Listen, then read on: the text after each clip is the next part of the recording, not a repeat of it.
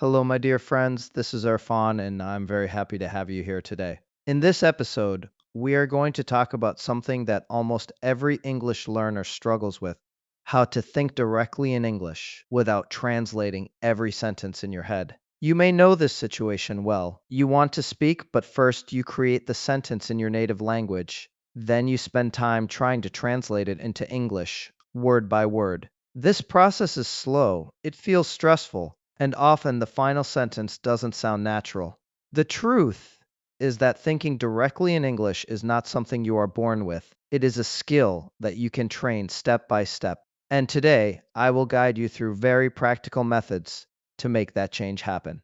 Before we begin, let me quickly remind you, if you want more helpful content like this, please subscribe and also check out my full playlist called English Shadowing Practice, where you'll find many exercises designed to train your brain in real life English. Why translating slows you down.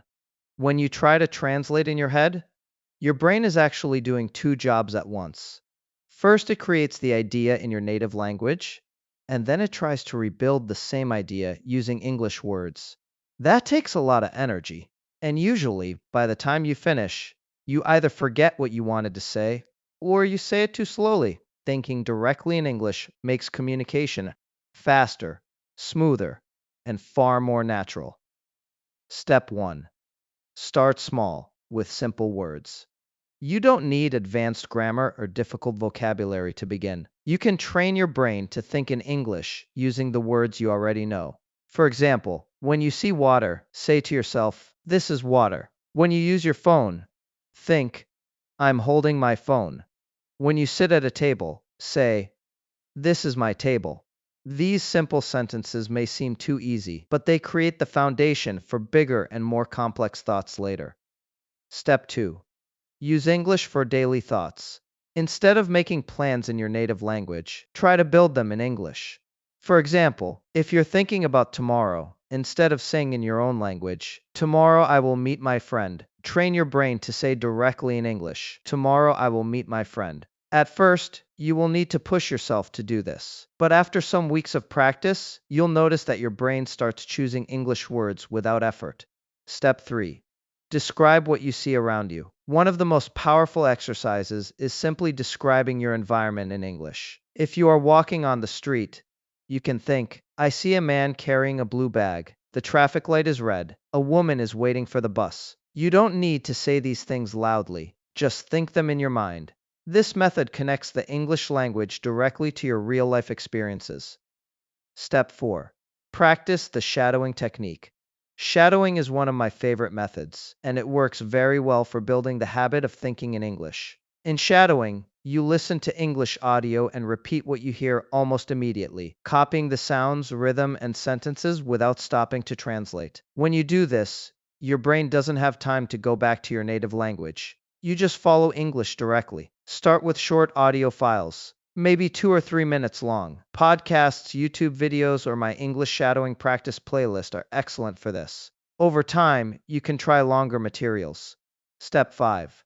Talk to yourself in English. This may sound funny, but it is a very effective strategy. You don't need another person to practice. You can simply speak with yourself. For example, if you are cooking, say, "I am chopping onions. I need to add some salt. The food smells delicious." By doing this, you are not only practicing vocabulary and grammar, but also training your mind to connect directly with English expressions.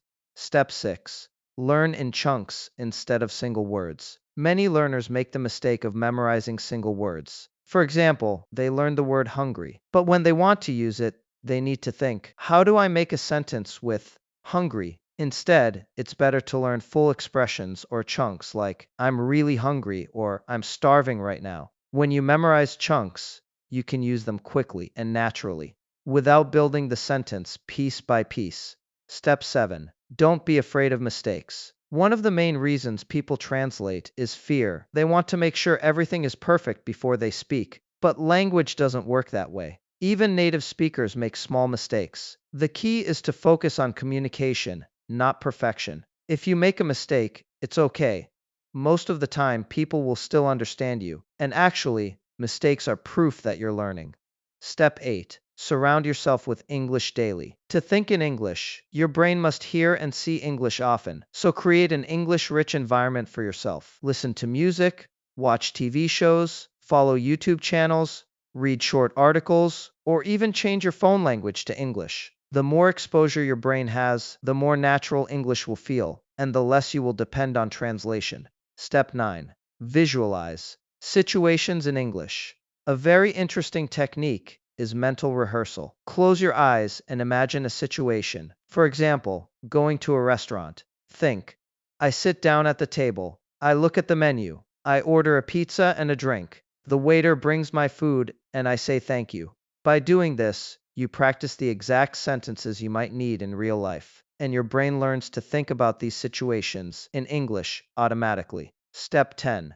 Be patient and consistent. Finally, remember that this process takes time. Thinking in English is like building a muscle. If you practice for 10 to 15 minutes every day, you will see results in weeks and months. But if you stop, the progress slows down. So stay consistent and trust the process. Final words. To summarize today's episode, start with easy words and simple sentences.